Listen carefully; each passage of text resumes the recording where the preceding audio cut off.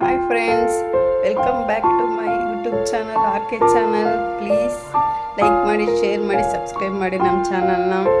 ಹೊಸಬರಿಗೆ ಪ್ರೋತ್ಸಾಹ ಕೊಡಿ. Thank you. ಇವತ್ತು ನಾಟಿ ಸ್ಟೈಲ್ ಚಿಕನ್ ಚಾಪ್ಸ್ ಹೇಗೆ ಮಾಡೋದು ಅಂತ ನೋಡೋಣ ಬನ್ನಿ. ಇಂಗ್ರೀಡಿಯೆಂಟ್ಸು: ಚಕ್ಕೆ, ಮೆಣಸು, ಲವಂಗ, ಕಡಲೆ, ಸ್ವಲ್ಪ ಕೊತ್ತಂಬರಿ ಮತ್ತು ಪುದೀನ ತೊಗೊಂಡಿದ್ದೀನಿ, ಈರುಳ್ಳಿ, ಬೆಳ್ಳುಳ್ಳಿ, ಶುಂಠಿ, ಸ್ವಲ್ಪ ಕರಿಬೇವು, ಇದು ಹಸಿಮೆಣಸಿನ್ಕಾಯಿ, ಸ್ವಲ್ಪ ಅರಿಶಿನ, ಕಾಯಿ ತುರಿ ತೊಗೊಂಡಿದ್ದೀನಿ, 1.5 kg ಚಿಕನ್ ತೊಗೊಂಡಿದ್ದೀನಿ, ಸ್ವಲ್ಪ ಸಾಲ್ಟು ರುಚಿಗೆ ತಕ್ಕಷ್ಟು. ಫಸ್ಟು ಮಸಾಲೆ ಎಲ್ಲ ಎಣ್ಣೆಲಿ ಸ್ವಲ್ಪ ಫ್ರೈ ಮಾಡ್ಕೊಳ್ಳೋಣ. ಸ್ವಲ್ಪ 1 ಸ್ಪೂನ್ ಎಣ್ಣೆ ಇದ್ರೆ ಸಾಕು. 3 ಚಕ್ಕೆ, 3 ಲವಂಗ ತೊಗೊಂಡಿದ್ದೀನಿ, ಮೆಣಸು ಒಂದು 50 ಗ್ರಾಮ್ ಅಷ್ಟು ತೊಗೊಂಡಿದ್ದೀನಿ. ಸ್ವಲ್ಪ ಎಣ್ಣೆಲಿ ಚೆನ್ನಾಗಿ ಫ್ರೈ ಮಾಡಿಕೊಂಡ್ರೆ ನಿಮಗೆ ಹಸಿ ವಾಸನೆ ಹೋದರೆ ಚೆನ್ನಾಗಿರುತ್ತೆ. ಈರುಳ್ಳಿ, ಬೆಳ್ಳುಳ್ಳಿ ಮತ್ತು ಶುಂಠಿ ಹಾಕ್ಕೊತಾ ಇದ್ದೀನಿ. ಎಲ್ಲನೂ ಚೆನ್ನಾಗಿ ಎಣ್ಣೆಲಿ ಫ್ರೈ ಮಾಡ್ಕೊಳ್ಳೋಣ. ಈ ಚಳಿಗಂತೂ ತುಂಬ ಚೆನ್ನಾಗಿರುತ್ತೆ ಫ್ರೆಂಡ್ಸ್. ಚಪಾತಿಗೆ, ಮುದ್ದೆಗೆ, ಈವನ್ ರೈಸ್ಗೆ ಎಲ್ಲದಕ್ಕೂ ಸೂಪರ್ ಕಾಂಬಿನೇಷನ್ ಇದು, ಚೆನ್ನಾಗಿರುತ್ತೆ. ಎಲ್ಲೊಂದು ಸ್ವಲ್ಪ ಚೆನ್ನಾಗಿ ಫ್ರೈ ಮಾಡ್ಕೊಳ್ಳೋಣ.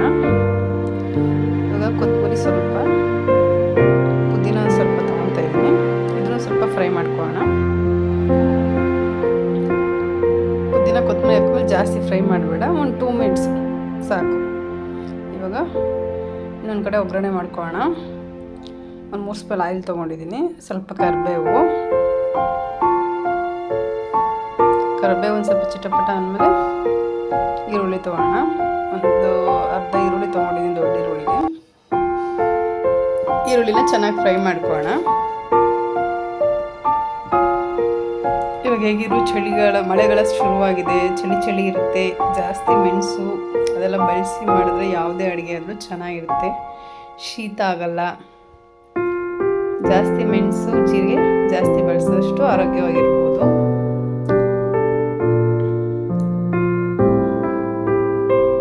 ಇವಾಗ ಈರುಳ್ಳಿ ಚೆನ್ನಾಗಿ ಫ್ರೈ ಮಾಡ್ಕೊತಾ ಇದ್ದೀನಿ.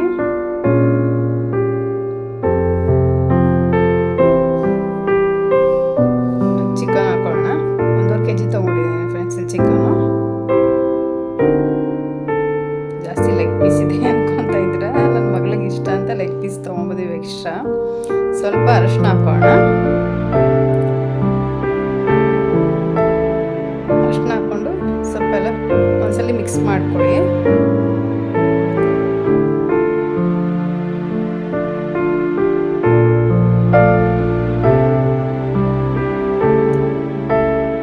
ನೋಡಿ, ಚೆನ್ನಾಗಿ ಮಿಕ್ಸ್ ಮಾಡ್ಕೊಂಡಿದ್ದೀನಿ. ಇವಾಗ ನೀರು ಬಿಟ್ಕೊಳ್ಳುತ್ತೆ ಚಿಕನ್ ಎಲ್ಲ.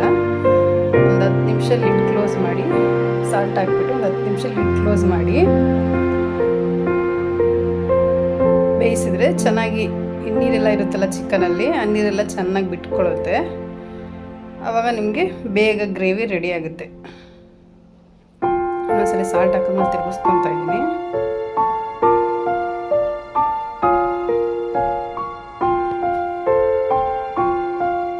ಇವಾಗ ಮಸಾಲೆ ರೆಡಿ ಮಾಡ್ಕೊಳ್ಳೋಣ.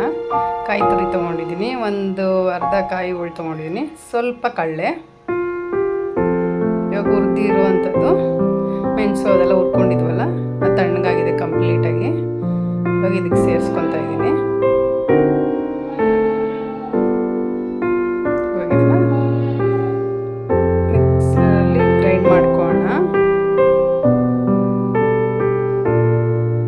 ಸ್ವಲ್ಪ ನೀರು ಸೇರಿಸ್ಕೊಂಡು ರುಬ್ಕೊಳ್ಳೋಣ.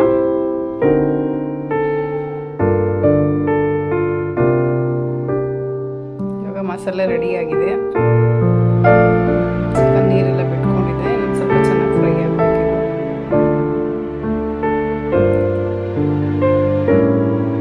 ಈ ನೀರೆಲ್ಲ ಫುಲ್ ಡ್ರೈ ಆಗೋ ತನಕ ನಾವು ಚೆನ್ನಾಗಿ ಫ್ರೈ ಮಾಡಿಕೊಂಡ್ರೆ ನಮಗೆ ಟೇಸ್ಟ್ ಚೆನ್ನಾಗಿರುತ್ತೆ.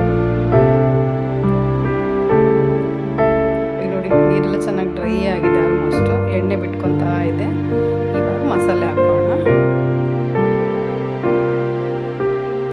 ಜಾಸ್ತಿ ಟೈಮು ಹಿಡಿಯಲ್ಲ, ಮತ್ತು ನಿಮಗೆ ಎಕ್ಸ್ಟ್ರಾ ಧನಿಯಾ ಪೌಡ್ರ್ ಅದು ಇದು ಎಲ್ಲ ಏನು ಬೇಡ. ಜಸ್ಟ್ ನಾವು ಹುರಿದಿಟ್ಕೊಂಡಿರೋ ಮಸಾಲೆನ ರುಬ್ಕೊಂಡಿದ್ದೀವಲ್ಲ, ಅದು ಹಾಕ್ಕೊಂಡ್ರೆ ಸಾಕು. ಸೂಪರಾಗಿರುತ್ತೆ ಟೇಸ್ಟು. ಚಪಾತಿ, ಪೂರಿ, ದೋಸೆ ಯಾವುದಕ್ಕಾದರೂ ಒಳ್ಳೆ ಕಾಂಬಿನೇಷನ್, ಸಾಕಾಗಿರುತ್ತೆ. ಬೇಗ ರೆಡಿಯಾಗುತ್ತೆ. ಜಾಸ್ತಿ ಇಂಗ್ರೀಡಿಯೆಂಟ್ಸ್ ಎಲ್ಲ ಏನೂ ಇಲ್ಲ ಇದರಲ್ಲಿ. ಟ್ರೈ ಮಾಡಿ, ಹೇಗಾಗುತ್ತೆ ಅಂತ ಕಮೆಂಟ್ ಮಾಡೋದು ಮರಿಬೇಡಿ.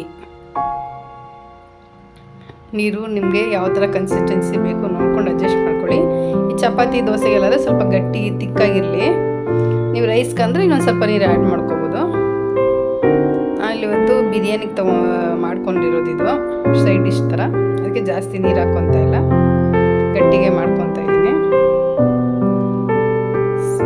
ಸಾಲ್ಟ್ ಹಾಕ್ತಾ ಇದ್ದೀನಿ.